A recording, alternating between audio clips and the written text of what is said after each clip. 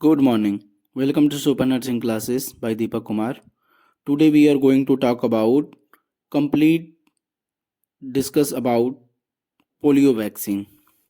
तो आज हम पोलियो वैक्सीन के बारे में कंप्लीट डिस्कस करेंगे। जैसा कि प्रीवियस इम्यूनाइजेशन शेड्यूल में हमने उसके बारे में डिस्कस किया हुआ ही है, लेकिन आज हम इसके कुछ रिमेनिंग पॉइंट्स हैं जो कि बहुत एग्जाम बेसिस से बहुत ही महत्वपूर्ण प्रश्न है आते हैं इस पे। तो आज हम उसके बारे में डिस्कस करेंगे। तो सबसे पहले बात करते हैं पोलियो वैक्सीन। तो polio vaccine basically two types का होता है। एक होता है आपका ओरल पोलियो वैक्सीन, एक होता है आपका इंजेक्टेबल पोलियो वैक्सीन जो आईपीवी करके आता है।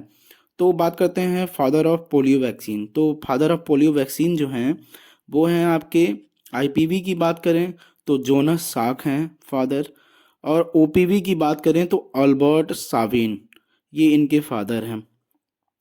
टू वेरिएंट्स के पोलियो वैक्सीन आते हैं, एक किल्ड और एक लाइव।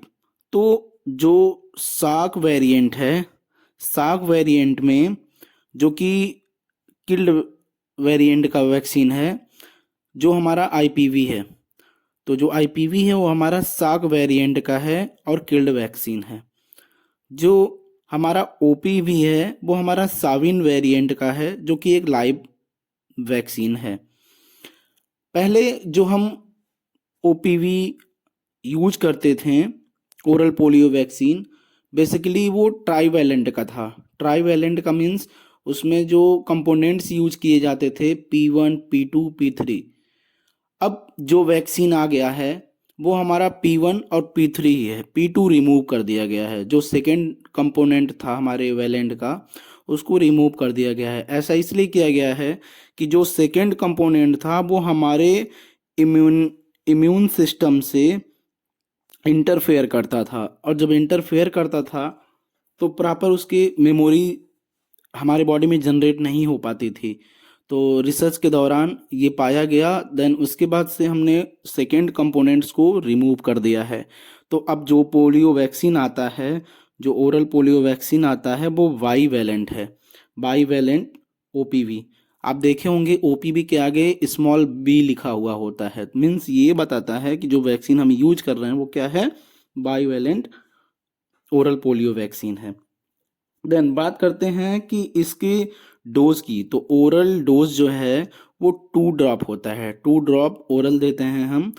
कब कब देते हैं, तो ये एट बर्थ दिया जाता है, 6 वीक पे दिया जाता है, 10th वीक पे दिया जाता है और 14 वीक पे दिया जाता है।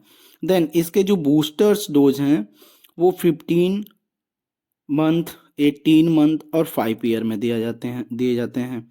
इसका कैचअप क्या है? कैचअप हम पहले ही डिस्कस कर चुके हैं कि कोई वैक्सीन अगर एक स्पेसिफिक टाइम पीरियड में नहीं दी गई तो उस वैक्सीन को किस एज ग्रुप में मैक्सिमम दिया जा सकता है, उसी को कैचअप बोलते हैं। तो मेनली जो ओरल पोलियो वैक्सीन है उसका जो कैचअप है वो हमारा 5 ईयर है। देन बात करते हैं आईपीवी।